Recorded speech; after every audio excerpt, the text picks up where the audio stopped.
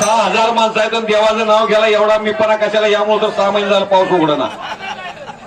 मोठ्याला बजरंग बलीचा जयघोष करा. मी पण जाती पक्व फळापरी गळले रे, जीवन त्यालाच कळे रे. तुम्ही बजरंग बलीचा जयघोष जर नाही केला तर परत भारतात कोरोना आलाच म्हणून समजा. मोठ्याला जयघोष करा. हात वर करा, सर्वांनी हात वर करा.